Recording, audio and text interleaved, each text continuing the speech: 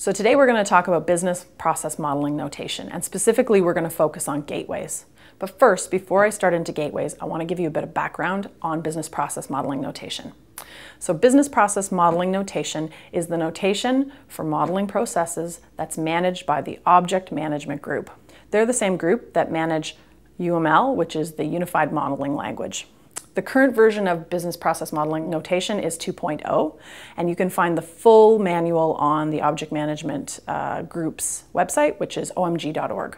So now let's talk about gateways. So we're going to talk about 4 different types of gateways today, and then I'm going to touch very briefly on a 5th. First, gateways are used to control the convergence and divergence of the flow in a process. So what that means is it's a lot like a decision, only you can also use it to help bring a flow back together or converge a flow. So there are 4 types, like I said, that we're going to talk about. The first one is a data-based gateway. A data-based gateway is basically an empty triangle, and it can also look like this.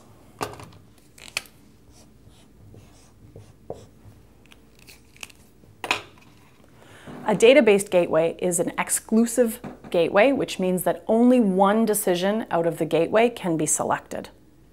The next type is the event-based gateway. An event-based gateway is very similar to a database gateway, except the decision is based on something that's happening within the process. It's also an exclusive decision. The third one is an inclusive gateway. The inclusive gateway is a diamond with a circle in it. What this gateway shows is that at least one of the options in the process can be selected. The final one we're going to talk about is the parallel gateway.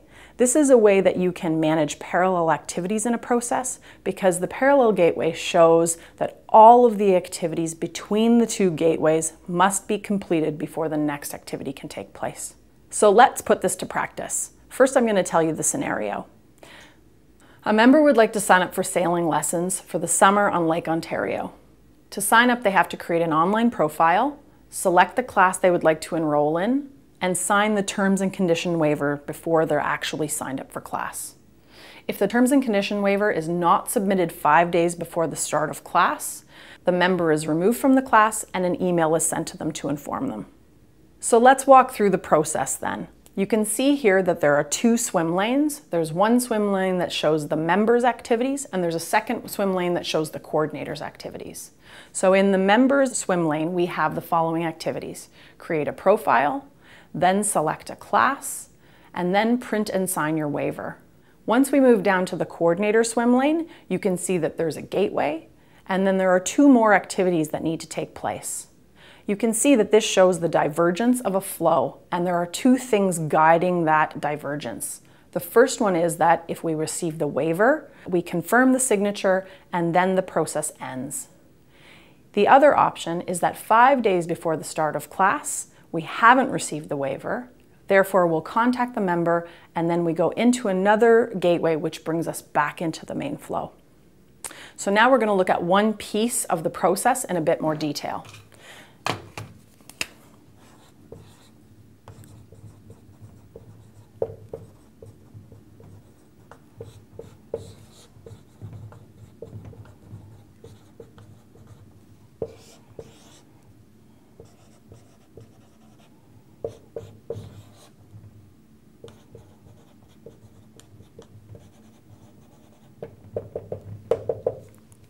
So if you remember what this gateway is it's a parallel gateway.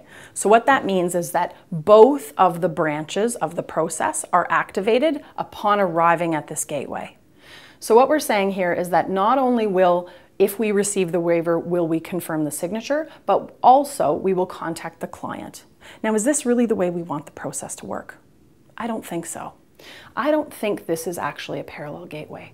I believe that this is an event-based gateway. What an event-based gateway says is that it's an exclusive gateway, which means that only one of the options can be activated. And what this says is based on each of these activities or events, that portion of the process flow will be activated.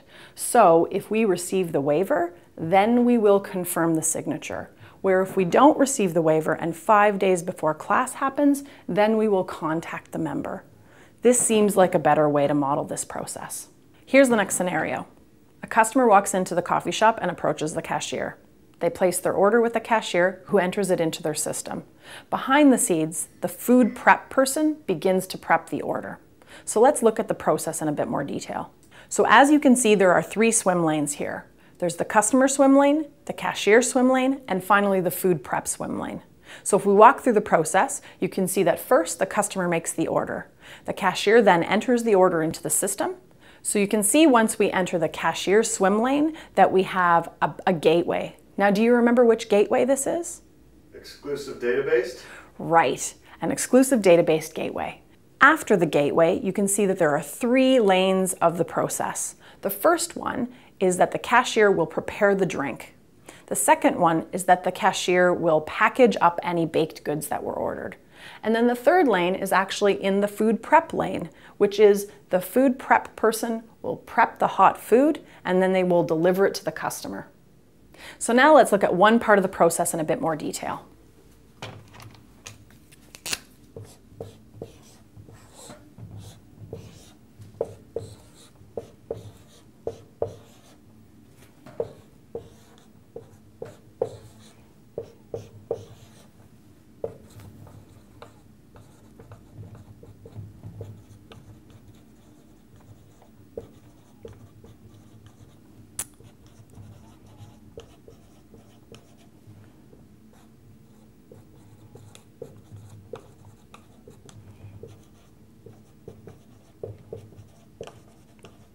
So you can see here that this is a data-based exclusive gateway, which separates the flow into 3 different process flows.